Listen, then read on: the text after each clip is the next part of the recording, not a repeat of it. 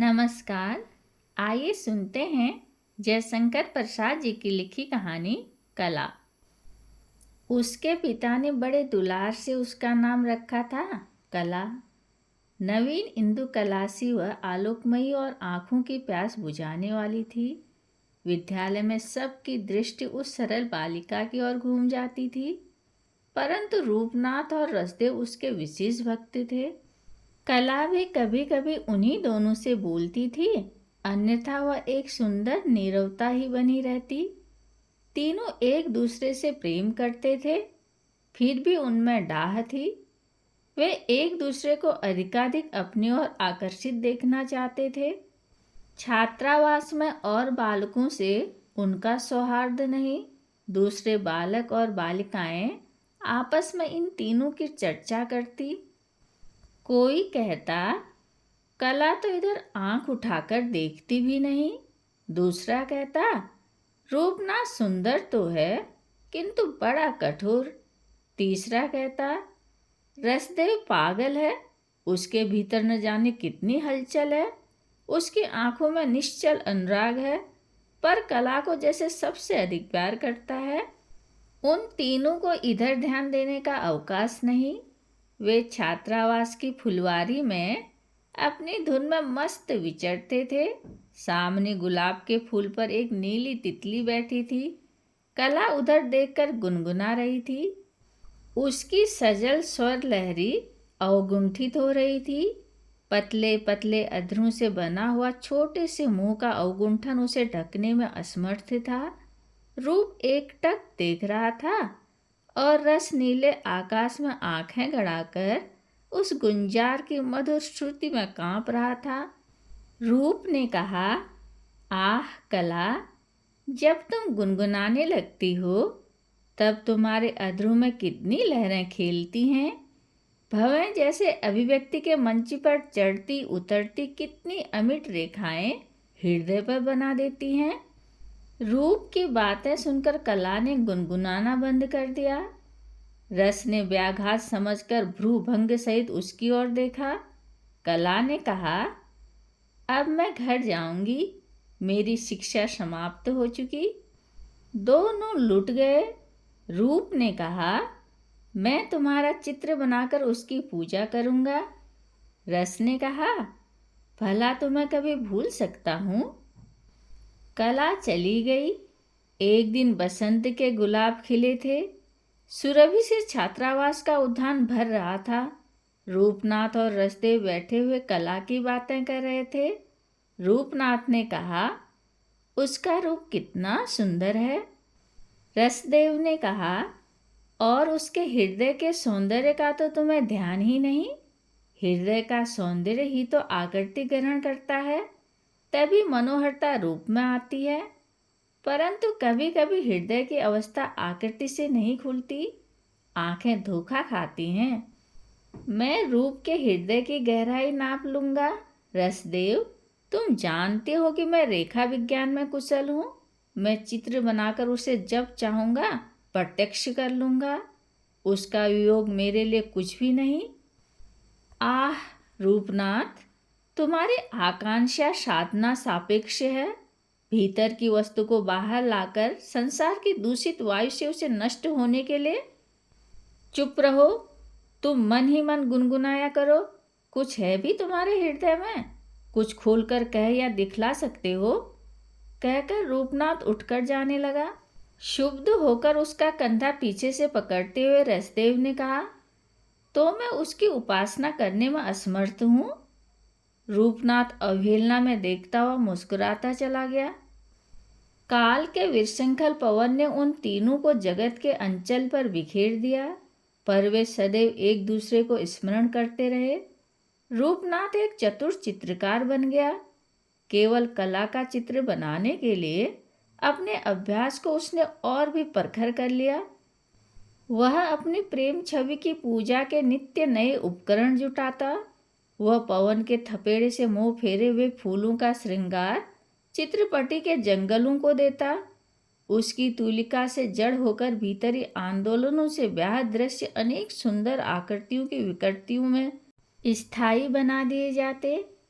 उसकी बड़ी ख्याति थी, फिर भी उसका गर्वस्फीत सिर अपनी चित्रशाला में आकर न जाने क्यों नीचे झुक जाता। वह अपने अभाव को जानता था, पर किसी से कहता न था। वह आज भी कला का अपने मनोनुकूल चित्र नहीं बना पाया। रसदेव का जीवन नीरव निकुंजों में बीत रहा था।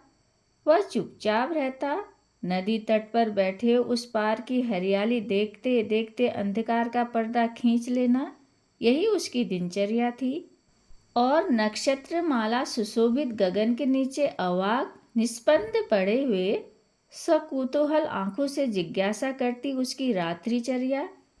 कुछ संगीतों की असंगति और कुछ अस्पष्ट छाया उसके हृदय की निधि थी, पर लोग उसे निकम्मा, पागल और आलसी कहते। एकाएक रजनी में सरिता कलोल करती हुई बही जा रही थी। रसदेव ने कल्पना के नेत्रों से देखा।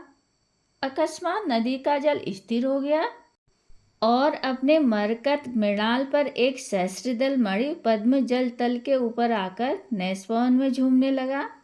लहरों में स्वर के उपकरण से मूर्ति बनी, फिर नुपुरों की झनकार होने लगी। धीर मंथर गति से तरल आस्तरण पर पैर रखते हुए एक छवि आकर उस कमल पर बैठ गई। रसदेव बड़बड़ा उठा। वह काली रजनी वाले दुष्ट दिनों की दुख गाथा और आज की वैभवशालिनी निशा की सुख कथा मिलाकर कुछ कहने लगा। वह छवि सुनती सुनती मुस्कुराने लगी, फिर चली गई।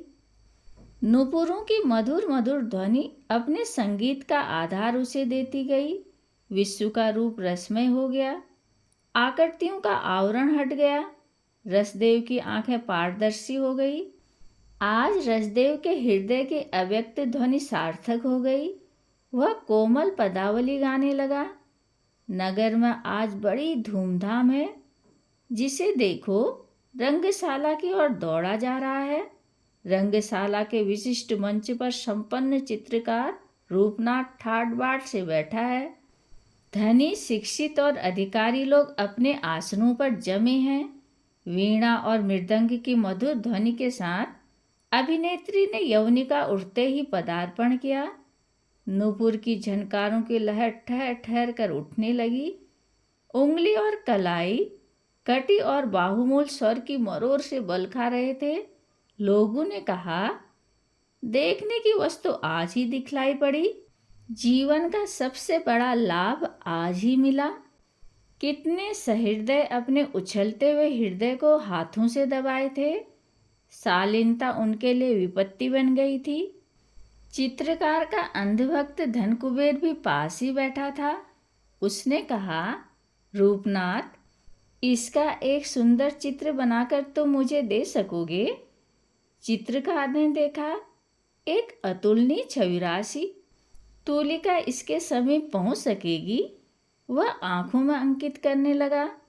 सहसा अभिनेत्री के अधर खुल पड़े। नृत्य श्वास लत प्रश्वास क्षण भर के लिए रुके। बांसुरी बज उठी। बागेश्वरी के सरों के कंपन की लहरें ज्योति सी बिखेरने लगी। चित्रकार पुकार उठा, कला। परंतु यह क्या? उसने देखा, कला सजीव चित्र थी। उसकी पूर्णता स्वर कंपन के ज्योति मंडल में ओतप्रोत थी। उसने पागलों की तरह चिल्लाकर कहा, मैं असफल हूँ, मैं इस भाव को रूप नहीं दे सकूंगा। वह उठकर चला गया। कंगाल रसदेव भी पीछे के मंच पर अपने एक साथी के साथ बैठा था। उसने कहा, रसदेव, यह तो तुम्हारी बनाई हुई स्मृति नाम की कविता गा रही है। तुम्हारी रसमयी भावुकता ही इस स्वर्गीय संगीत का केंद्र है, आत्मा है। जैसे वर्णमाला पहनकर आलोक शिखा नृत्य कर रही है। संगीत में उस समय विश्राम था। अभिनेत्री ने वीणा और मृदंग को संगीत से रोककर मूक अभिनय प्रारंभ कर दिया। अपने झलमले आंचल को माया जाल के समान फैलाकर स्मृति की प्रत्यक्ष अनुभूति बन रही थी। कवि की मधुर वाणी उसे सुनाई पड़ी। कवि रसदेव ने अपने साथी से हंसते हुए कहा, इसकी अंतिम और मुख्य पदावली यह भूल गई। इसका अर्थ है, मेरी भूल ही तेरा रहस्य है। इसलिए कितनी ही कल्पनाओं में तुझे खोजता हूँ, देखता हूँ, हे मेरे चिर सुंदर। वह स्मृति से जैसे जग पड़ी। उसने सतृष्ण दृष्टि से उस कहने वाले को खोजा और अपने बधाई के फूल विजयमाला उस दूर खड़े कंगाल कवि के चरणों में श्रद्धांजलि के सदृश बिखेरने चाहे। रसदेव ने गर्वस्फीत सर झुका दिया। कहानी सुनने के लिए धन्यवाद।